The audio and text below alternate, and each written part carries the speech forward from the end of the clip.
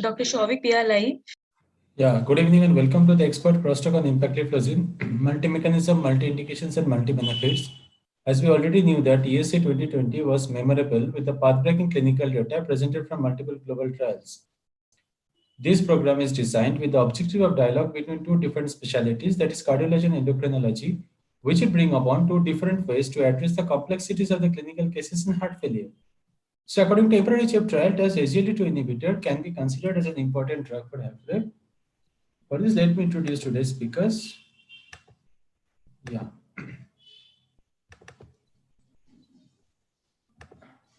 Today's speakers are Dr. Girish and Dr. Vishnu Vasudevan, and I will moderate Dr. Shovik. Dr. Vishnu is a consultant endocrinologist at Molan Hospital, Perithalamana, Kerala. Dr. Vishnu has several national and international publications in his credit and is a recipient of several prestigious awards till date, and also presented several papers in various symposiums. I welcome Dr. Vishnu in this expert web talk.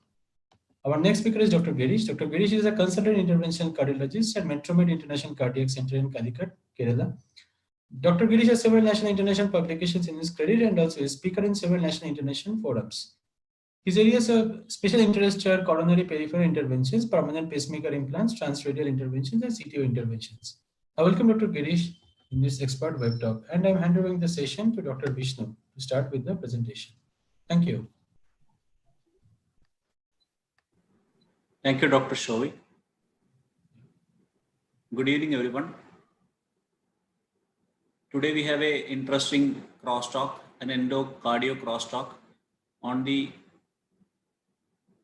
very interesting topic of empagliflozin, the mechanisms, indications, and benefits. There are multiple mechanisms, multiple indications, and multiple benefits for empagliflozin. I'm Dr. Vishnu, consultant endocrinologist. So I'll be talking about the use of empagliflozin from an endocrine and diabetology perspective. As we know, there is a crosstalk between heart and kidney. If there is heart failure, it can lead to a chronic renal failure, and if there is a renal failure, it can lead to a chronic heart failure. So there are multiple mechanisms at various stages of CKD, and there are multiple mechanisms at various stages of heart failure, which can in turn affect one another. Whereas SGLT2 inhibitors can modulate a range of factors related to CV risk. Like if you go into the details of SGLT2 inhibitors, you can find that it affects many novel pathways. It came out as a surprise after the use of empagliflozin in a major CVOT trial. It showed a significant cardiovascular benefit. So after that, the scientific world was almost taken by alarm, and they worked into the many mechanisms behind these effects of SGLT2 inhibitors. So they have proposed many pathways, and some are accepted, some are not accepted. Till now, we are not very sure about what are the reasons behind the significant cardiovascular benefits shown by empagliflozin or other SGLT2 inhibitors. So all these mechanisms, as you can see, decrease blood pressure, decreasing the hyperglycemia, decreasing uric acid, decreasing the weight, decreasing the sympathetic nervous system activity. All these are various mechanisms proposed, and some has got very good evidence also. As you can see, SGLT2 inhibitors act on multiple mechanisms to improve the heart failure. All these drugs are used for heart failure: ACE inhibitors, the angiotensin receptor neprilysin inhibitors or ARNIs, beta blockers, the mineralocorticoid receptor antagonists, and diuretics. So these all have multiple mechanisms of natriuresis, improving the kidney function, decreasing the preload and afterload, LV wall stress, or decreasing the interstitial edema. As you can see, SGLT2 inhibitors can act on all these to produce a significant benefit in heart failure. So the published strength of evidence started with the story of dapagliflozin, which was followed by all these drugs, canagliflozin in 2010 and empagliflozin in 2012. These mechanism of SGLT2 inhibitors are well known, and it is almost well versed. Everybody is clearly aware of the mechanism of action. It inhibits the SGLT2 receptor in the proximal tubule of the kidney. So this reduces the glucose reabsorption, leading to increased urinary glucose excretion. So we know that glucose is getting excreted through urine. Along with that, sodium is also getting excreted. So both natriuresis and glucosuria happens when we give an SGLT2 inhibitor. These are the pharmacological properties of available SGLT2 inhibitors. Since this talk is mostly regarding, mainly regarding empagliflozin, we'll just have a look at the empagliflozin's therapeutic dose, administration, and major features. We have to start with a 10 milligram dose, and they say that we can titrate it up to 25 milligram after 3 weeks if we don't have a good response. Administration is along with food or without food once daily, preferably in the morning. Absorption is more than or equal to 60% is available by orally, and the elimination half-life is 12 hours. It is around 12 hours for all the drugs, the EMPA, DAPA, and canagliflozins. And the selectivity is the highest for empagliflozin to SGLT2 as compared to SGLT1. As you can see, 1 is to 5,000 is the selectivity over SGLT1. These are some slides coming regarding the empagliflozin pooled effect according to the various studies mentioned in the references. As you can see, compared to the placebo, there is a significant reduction in from the baseline HbA1c, whether it is used as monotherapy, whether it is used along with metformin, pioglitazone, along with sulfonylurea or insulin, or in case of mild renal impairment. As you know, empagliflozin is not preferred if the eGFR falls below 45, as they mentioned that the effects are less, it doesn't get excreted properly if the eGFR is too low. But now the concept has changed, and many of the experts use it even at a lower eGFR. The empagliflozin pooled effects on the body weight, as you can see, whether it is used isolated monotherapy, along with metformin, pioglitazone, metformin, sulfonylurea, all these can lead to a significant improvement, reduction in the body weight. Also in systolic blood pressure, though it is not that marked, it can lead to cause a reduction of systolic blood pressure up to 2 to 3 millimeters of mercury. You can have a look at this 12-week ABPM study or ambulatory blood pressure monitoring study, where you can see that compared to placebo, there is a reduction of systolic blood pressure over 12 weeks by empagliflozin, whether it is used in 10 milligram dosage or in a 25 milligram dosage once daily. As you can see, as mentioned here in the slide itself, the reductions in BP were not associated with an increase in pulse rate. So that is a major problem with diuretics. If we give a diuretic, there is a reduction in intravascular volume, and it can cause an increase in pulse rate. So that is detrimental to the heart. Whereas while using SGLT2 inhibitors, it doesn't cause an increase in pulse rate because of probably an inhibition of the sympathetic nervous system. So that is one mechanism by which it causes an improvement in heart failure, they say. Also, it causes a reduction in the diastolic blood pressure at week 12. Changes in lipids are also one of the explanations given to the significant cardiovascular benefit by empagliflozin. Now, this is a complicated slide, but it shows that whether it is used as monotherapy or as addition to all these oral antidiabetic agents available in our armamentarium, it can lead to a significant improvement, empagliflozin, in HbA1c, fasting blood glucose, body weight, or systolic blood pressure.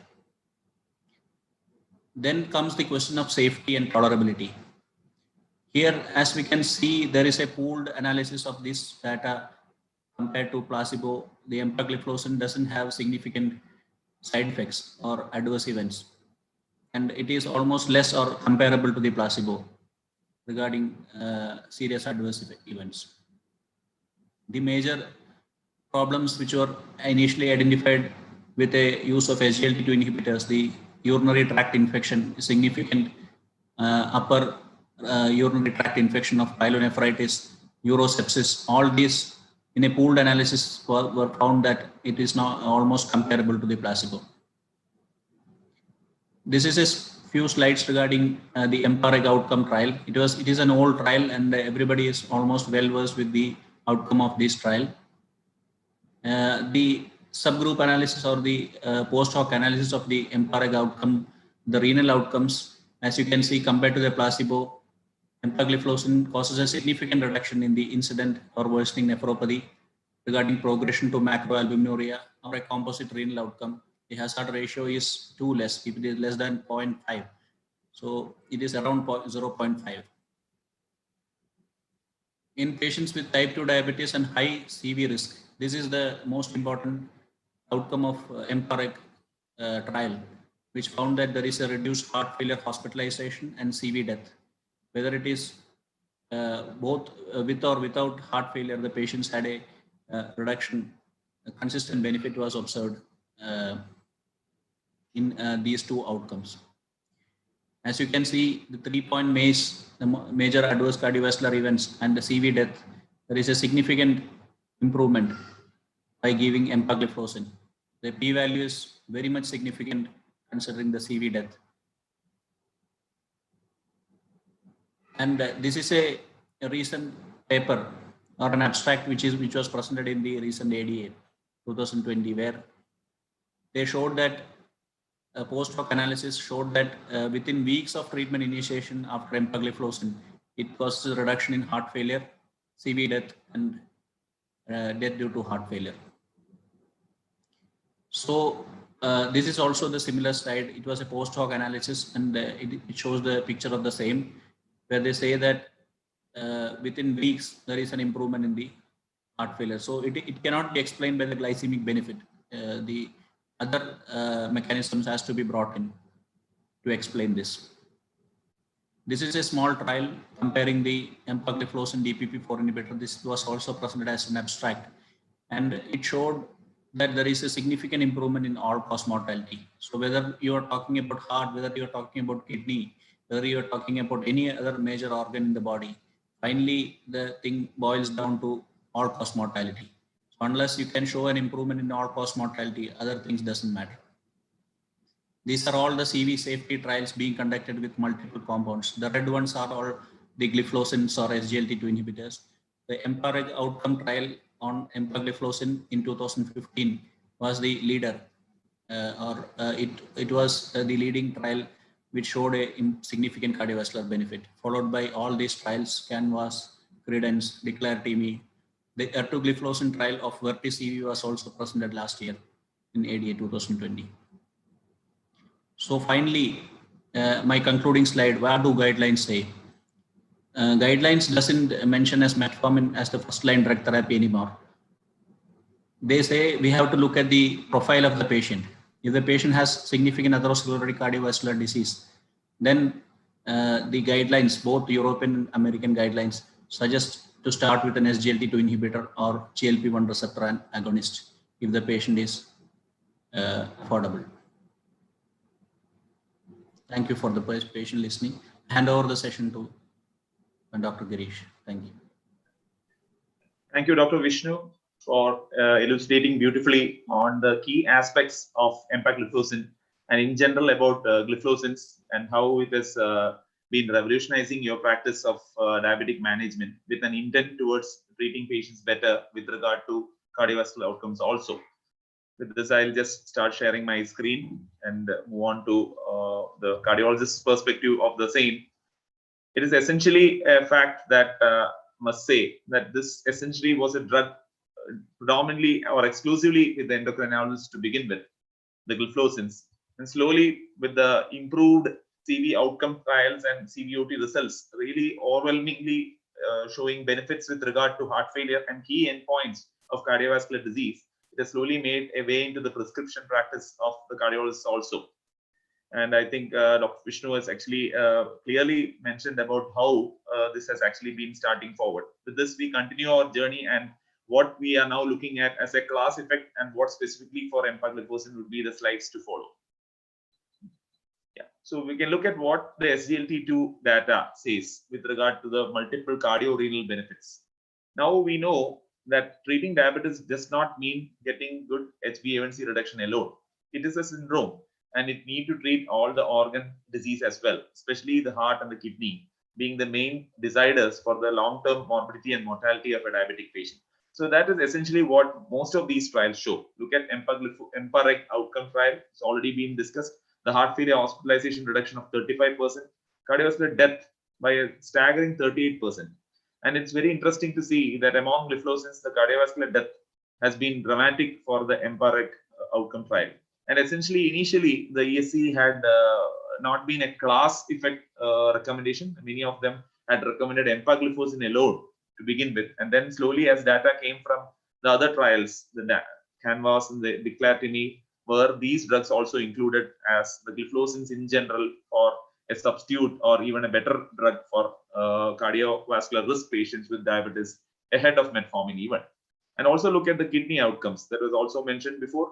The EMPA-REG outcome is a good number of 39% reduction. So all this suggests that as a class and as specifically empagliflozin has profound effect on multiple aspects of a diabetic patient with regard to the heart and the kidney. As again, a summary of the same. I would not go too much into this.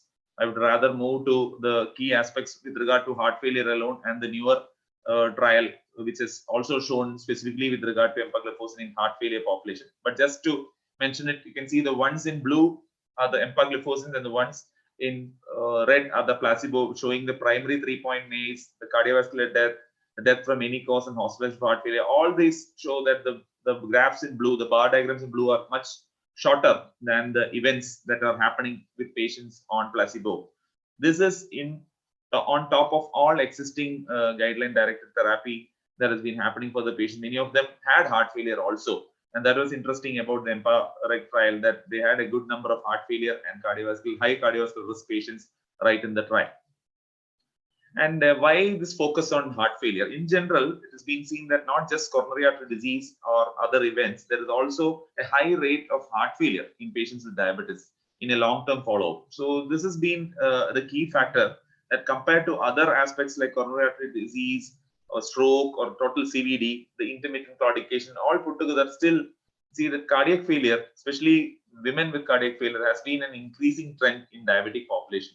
And hence the focus on certain trials which had looked at the outcomes, more common outcome than MI, stroke, and death in many major trials like renal, life, and proactive, and several other trials. So it's been an understanding that there is diabetic population over time develops heart failure. Whether it will be reduced ejection fraction or preserved ejection fraction, there is always an element of heart failure, which can be now elucidated from an echocardiogram looking at tissue Doppler parameters, which show that there is a chronic process of diabetic cardiomyopathy or diabetic heart disease that develops irrespective of coronary artery disease. And the effect of more versus less intensive glycemic control on MI and heart failure resulting in hospital administration or death. You can just look at several trials which had actually looked on that. It's found that if you do more intensive therapy, it is initially presumed that they may give you better outcomes. But in fact, it's been found that if you really treat aggressively also, sometimes it can produce more harm than good. In some of the trials like the Accord and Advance had actually shown that there was worsening of outcomes if you would be very aggressive with regard to HbA1c. So it is kind of neutralizes the benefit that you would just get by getting a hypoglycemic control alone. So the idea of treating a patient as a wholesome, and once they have cardiovascular disease or heart failure at large, or they are at high risk for the heart failure, targeting the HbA1c to a more acceptable value has become a practice among endocrines and diabetic practitioners and cardiologists now. And looking at heart failure trials in glucose lowering agents over time, several different drugs, and you can see that most of them have not really helped the cause. It has been either neutral or has been harmful. With regard to some of the drugs like thiazolidine diams, you would know that with rosiglitazone we had heart failure at large, and the hazard ratio had really jumped from 1 to 2. With regard to gliflozins, you can see that they have pulled the graph down and in very favorably below 1. And that is where the CVOT trials actually started showing that there is potential benefit of this class of drugs as compared to other hypoglycemic agents with regard to the treatment or prevention of development of heart failure as such. This is again the EMPA-REG outcome trial where both the 10 milligram and 25 milligram group was studied, and many had established heart failure even at baseline and established CVD as well. And the key inclusion criteria and the outcomes, you can see the graphs are separated very well. There's very significant p-value in this trial. Heart failure outcomes in general, for glucose lowering patients with diabetes with empagliflozin is almost a 35% reduction. So it's about 0.65 hazard ratio is achieved. This was published in the European Journal of Heart Failure. And from then on, there has been an outlook and understanding about this drug in a different format. And again, it was mentioned by Dr. Vishnu in his talk that the benefits were seen pretty early. A few weeks or say 6 weeks or so was the time where it started showing the benefits. So it is not essentially a factor of glycemic control. We had to bring in other pathophysiological mechanisms. This slide was already shown. The key aspects that I would like to highlight is the natriuresis and the reduced preload, afterload, and reduced wall stress, which is also proposed as a benefit that these drugs may be having indirectly or directly. And essentially, this means that you are not depleting the vascular volume alone, it is the interstitial edema that is being removed. So now many of the CVOT trials looked at the prevention of heart failure. And then we slowly saw that the hazard ratio was dramatically improved with these patients of all gliflozins, especially with empagliflozin.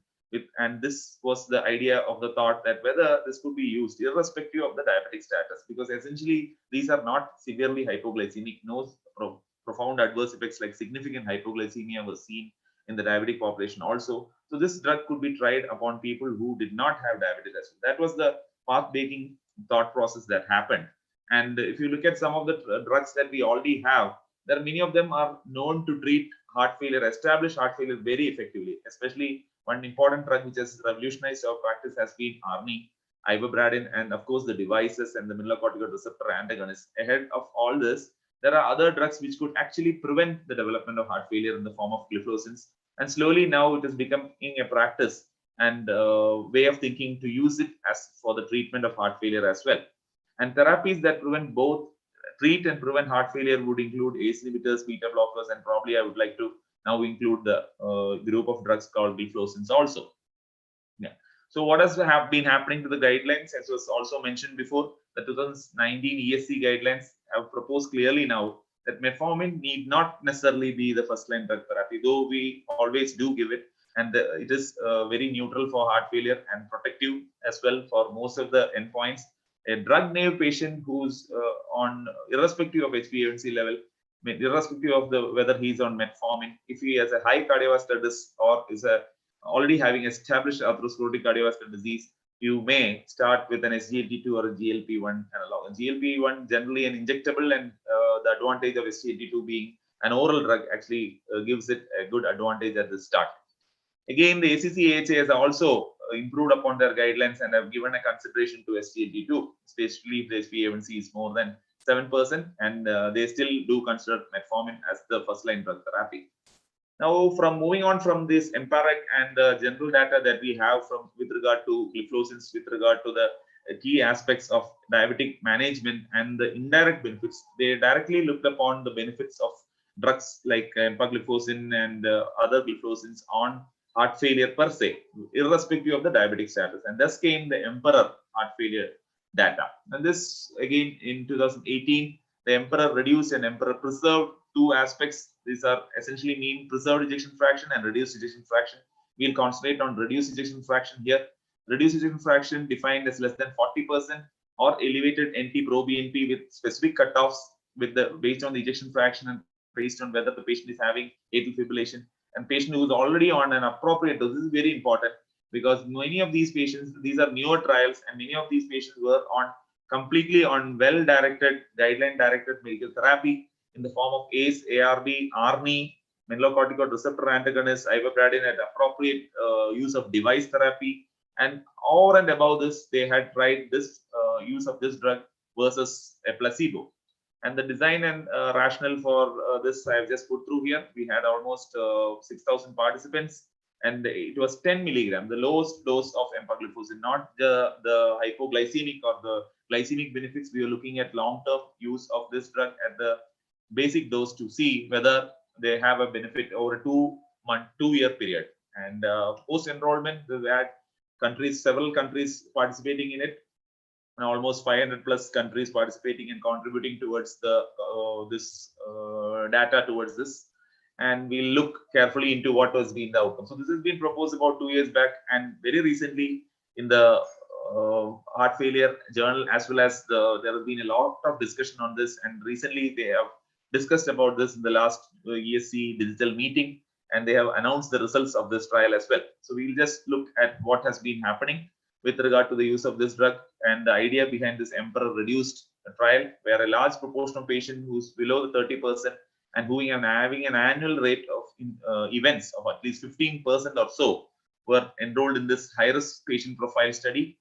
And looking at this, they had a proposed mechanism also. There has been a lot of speculation on how this drug is really improving heart failure, but there has been some recent insights which has been published in the European Journal of Heart Failure in October 2019 with regard to the aspect that they may be changing the metabolic fraction of heart from increasing the fasting levels of ketone bodies and using this as a metabolic method of diverting the heart to use this, and also directly an effect on the sodium hydrogen exchanger in the myocardium, whose overactivity has also been proposed as a phenomenon in failing hearts, which causes them to accumulate more calcium. And the use of this drug may probably inhibit the activation of the calcium modulin dependent kinase, which is active in the myocytes of failing heart, and help to improve the relaxation properties of the heart as well. So these could be, and we can only say these could be because we have really not really made it dead sure about what really changes the in the myocardium overall. But essentially, this is being proposed as one aspect, the sodium hydrogen exchanger inhibition in simultaneous with the SGLT action, because you don't have much of SGLT receptors in the heart, and this NHE also, the sodium hydrogen exchanger, is also responded to this drug, and this could be causing some improvement in pressure overload induced heart failure in experimental studies at least. So the Emperor reduced, we can see, just look at the key results of this, and this got published recently in the NEJM in August 2020 as well. And the key opinion leaders of this trial, the pivotal person behind Milton Packer, had proposed this discussion in the 2020 ESC Congress Digital as well.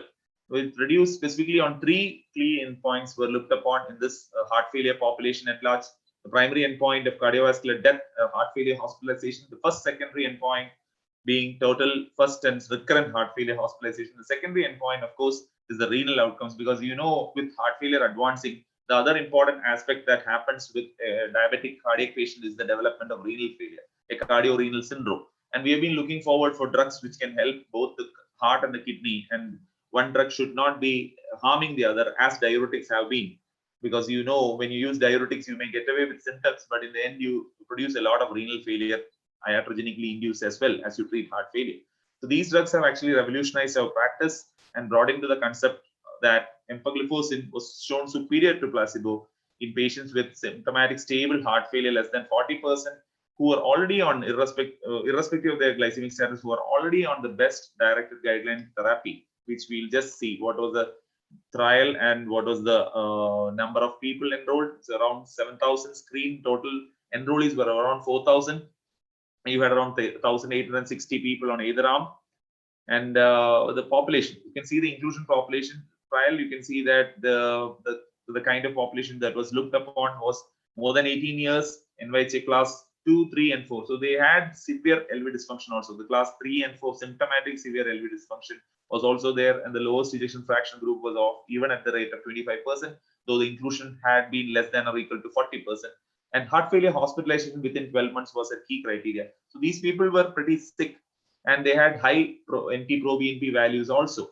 And based on your ejection fraction, they had different cutoffs. When the ejection fraction was higher, they had a higher cutoff for. So they were making sure that these were really a heart failure population at large, and it was expected probably from the previous trials that they would show overwhelming benefit if the population included a large heart failure population. And the diabetic percentage was about 50%. So about 48 to 50% of them were diabetics, and the other 50% were non-diabetics. So that was the key difference between this and the other trial, because the other was a diabetic trial, and here it was a trial for heart failure. And look at the exclusion criteria. This actually also gives us some insight into where we may not really tread to the use of this drug right now. Probably an acute coronary syndrome where probably a shift of fluid or a new drug can actually change the other things. People are waiting for transplant, severe valvular heart disease, and an acute decompensated heart failure. So probably this might change over time, because many of the other drugs also came with this as an initial warning about acute decompensated heart failure. But slowly with practice, I think that might change. But at least in the trial, the exclusion criteria was an acute decompensated heart failure. So when you extrapolate the results into extrapolate to your practice, might remember the key aspects of the exclusion as well. And the other important features, we had about 20% or so of the Asian population. So it was a well-distributed global trial. And most of the NYHA class people were 75%, but you still had a very low EF. See, the EF mean was left ventricular fraction of less than 30%. Type 2 diabetes 50%. So it's about half trial kind of, where you had diabetic and non-diabetic population. And the eGFR estimated less than 60 was also about 50%. So it was kind of well delineated on either arm. A balanced patient profile was studied in this Emperor reduced. And look at the medication, you had almost close to 100% beta blocker use. That's a very staggering number in a trial of this nature. A very good number. At 70% odd number of patients were on guideline directed therapy in the form of ACE ARB, and about 20% of ARNI. That's again one of the newer trials benefit, where you have given the best drugs which are already known to prove good benefits and outcomes. And in this large population, they had looked upon the benefit of a drug like empagliflozin versus placebo added on top of the existing therapy, which was already good. And see the hazard ratio, it was about 25% reduction with regard to primary outcome, cardiovascular death or heart failure hospitalization. And you can see it is overwhelmingly driven by heart failure hospitalization. As expected, as we discussed, this population was definitely a heart failure population, and it showed benefit. And this was uniformly seen irrespective of the diabetic status. That was the key thing that we have a take home now with regard to the use of gliflozins, and has already been recently established with other gliflozin also, that they are no more just a diabetic drug, they are definitely a heart failure drug as well. And SGLT2 inhibition with empagliflozin is effective in heart failure with a reduced ejection fraction, with or without diabetes. And you can slightly remember the numbers: 25% reduction of the primary endpoint of cardiovascular death or heart failure hospitalization. The secondary and the key endpoints of heart failure hospitalization alone, if you take forgetting the cardiovascular death, you can see about 30% reduction. And looking at the secondary endpoints of renal reduction, it's also a dramatic improvement of close to about 50% in renal events. So in short, you can see it's the composite renal endpoint, cardiovascular death or heart failure. If you take anything, you can see within the first 24 weeks or so, the curves really diverge very early on, and clearly by the 20 weeks or so, the curves are really well separated. And here you can see between the renal endpoints, slightly longer delay, but again, see the hazard ratio 0.5. It's a staggering reduction, 50% reduction in the risk. So it's really a drug which is working on the heart and the kidneys, and that's exactly what you need in advanced heart failure, a drug which can work for both. And Emperor Reduced has major implications in clinical practice. They have really probably given insight about to use this drug as an add-on term for a heart failure therapy, which has already been improving over the last few years with new drugs coming in. And there is now compelling evidence that gliflozins should be added to this on top of existing therapy. And see the numbers. This is a busy slide. Again, heart failure hospitalization is the main thing. This reduced dramatically with this drug. And of course, not to forget, cardiovascular death also improved, and death from any cause also seemed to be improved by a hazard ratio of 0.9 or so. And looking at down, you can see the change in mean NT-proBNP as well, which is also pretty good with this drug. And any drug which can help to improve the NT-proBNP, other than diuretics, there are only few drugs which really do that, and that actually confers to clinical benefits. And that's also been observed with data from other drugs like ARNI. Also, there are certain trials which had looked at the changes in NT-proBNP itself, looking as a clinical surrogate, and an improvement of outcomes can be expected when they do that. Emperor Reduced, the effect on individual components of the primary endpoint. Again, this is the same slide here. They just put these things in nutshell. Essentially, you need to remember that around 2,000 patients on either end, with a very significant p-value of less than 0.001, they got a hazard ratio reduction of close to 25%. And this is the same distribution, 30% reduction for heart failure alone if you take. And renal dysfunction worsening, you can see the numbers itself almost doubled on the placebo arm as compared to the other end. And do you have any safety issues with this drug? It can see that the renal endpoints were actually favorable, and even related to cardiac disorder, serious adverse events were not dramatic. To compare volume depletion, hypotension, practically maybe you can say a bit of genital infections. Definitely, as this drug works by a glucosuric effect, definitely you need to expect some kind of adverse effect in the form of genital infections, which is probably on the increase. But on the trial basis, it didn't show a dramatic statistically significant difference either. And does it reduce the risk of heart failure, death, or hospitalization in patients with heart failure? Yes, it does, by about close to 20% reduction in GFR being prevented by an order of almost 0.55, 50% or so.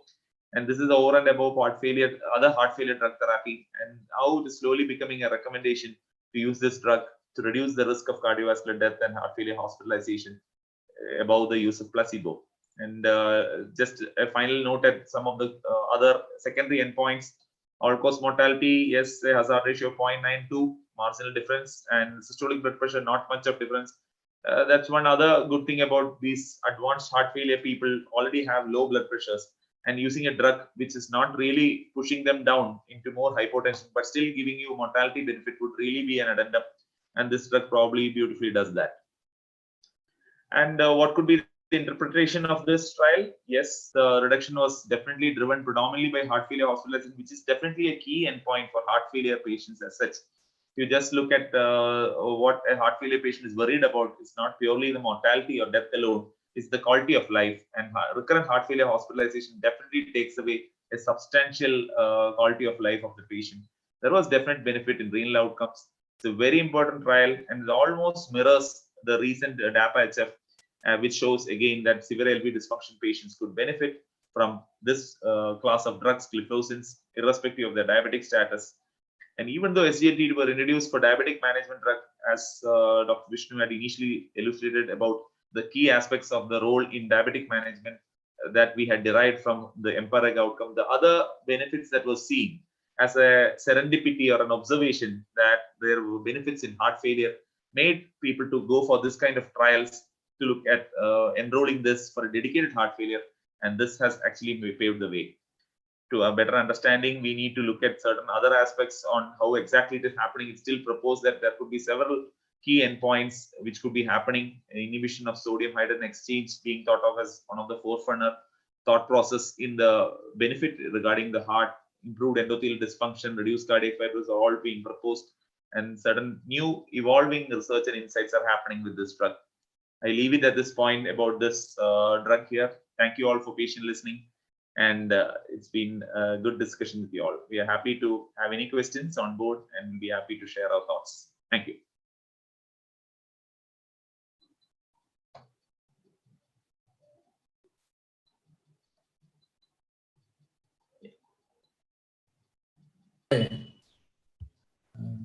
Thank you for your wonderful presentation, Dr. Girish. And sir, there is a question. Okay. The question is for Dr. Vishnu. After this Emperor-HF trial, the question has come from audience. After this Emperor-HF trial, do you think empagliflozin can be treated as par with the metformin? Sorry, can you repeat the question? Yeah. After this Emperor-HF trial, do you think empagliflozin can be treated as par with the metformin if it started early? Emperor-HF is not specifically comparing any empagliflozin with metformin. Yes, so yes. You cannot answer that question with this trial.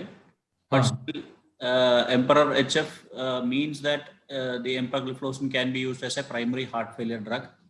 And it has got effects not only on diabetic populations, but non-diabetic populations also. But metformin is not that sort of a drug. It is specifically used as a anti-diabetic agent.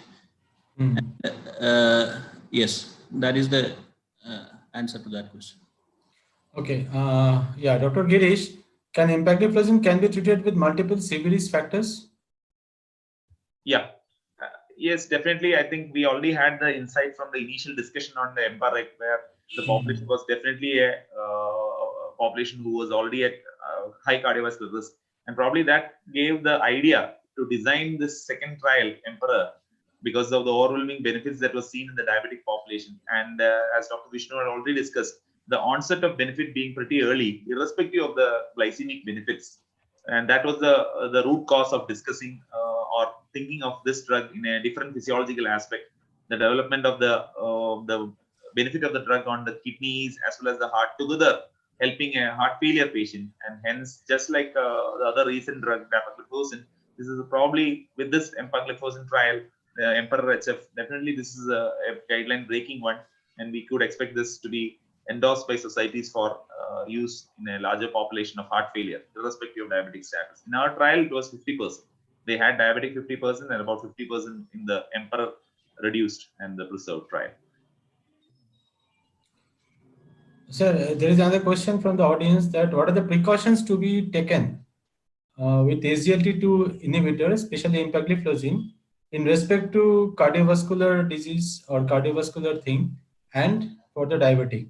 This question goes for you both. I'll start discussing and I'll request Dr. Vishnu to really elucidate it further.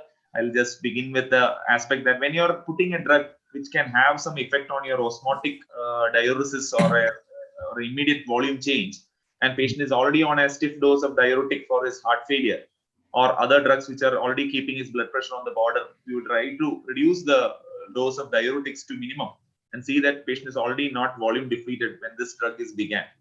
So that would be a key thing to start with in the first 1 month or so. And if the patient tolerates it, we need not up-titrate this drug. As per the new trial, Emperor reduced the benefit has been shown with 10 milligrams. So if your target is not for the glycemic part, and if the patient is not a diabetic, you are treating heart failure per se, you need not up-titrate it. And 10 mg itself has been showing clinical benefits, and the continuity of the drug really gives you a benefit. And I found that these drugs are not truly vasodilatory. They have a benefit which is slightly different, and as proposed, we are still trying to decipher the benefits. So the continuity is really matters, and you should not be expecting very early quick changes in NYHA class of patient or so. But over time, the mild and the moderate heart failure patients do better. The hospitalization reduces, but only with say as in the trial, 6 to 9 months of real continuity would really make a substantial difference between the two groups. And probably Dr. Vishnu would add more insight. Probably you would have been using these much earlier before the heart failure data had come in. And it was essentially from the endocrines that we had actually taken a lead to use it in heart failure or non-heart diabetic population. Dr. Vishnu, your comments on this? Yeah, thank you, Dr. Girish, for that explanation. Regarding the heart failure, as I mentioned in my slides also, it doesn't cause an increase in heart rate. So even if it produces a volume reduction, it doesn't cause significant intravascular volume reduction. So that was one addition to that question. And second thing is regarding the diabetic effect. Yes, it's a very good anti-diabetic agent, especially if you select the patients properly. You have to take, mostly I take a history of urinary tract infections. Urinary tract infections, and this has been a big problem since the start of SGLT2 inhibitors. Everybody has been raising this question, and something like for diabetic ketoacidosis also. These two things has been the two major problems which are associated with the SGLT2 inhibitors. But now they say that even the metabolic acidosis caused by the ketone bodies, the beta hydroxybutyrate elevation, actually is the one thing which is improving the heart failure, or one mechanism which can improve the heart failure.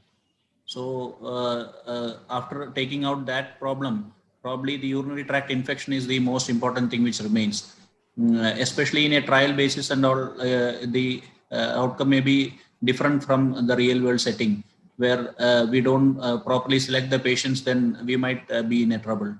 So most important thing is to educate the patient regarding the hygiene. And I always make it a point to educate the patient. Even if the patient is not on an SGLT2 inhibitor, still the patient might get recurrent urinary tract infections, diabetic patients, and they get very significant infections of emphysematous pyelonephritis and all. So these things has to be specifically taught to the patient regarding the hygiene and taking proper water intake all through the day. They have found it more useful when you give them a drug in the morning, so that the patient can keep their hygiene in the daytime. So though some people advise it in the evening, the initial part of more micturition polyuria was also suggested as a problem with SGLT2 inhibitors. Now they find that it is only for a few days or probably for a few weeks. And after that, the patient gets adjusted to that. Only thing is this urinary hygiene, and I also always make it a point to teach the patient regarding this. In practice, do you have a tendency to withdraw it if the patient has a UTI, or what is your practice if the patient has a urinary tract infection? Do you want to? Yes, if the patient has a urinary tract infection and if there is a correct, clear-cut evidence of some problem with the hygiene, then probably I would give an education and try to continue. At least I will stop it for that time and think about restarting it later. But if there is some anatomical abnormality or some recurrent use, there might be some causes which are not evident clearly from clinical examination and all, then I would not prefer this use this drug in such a population. Thank you. Okay. Thank you. Thank you, Dr. Girish, Dr. Vishnu. So there is no more questions, so we're concluding the session.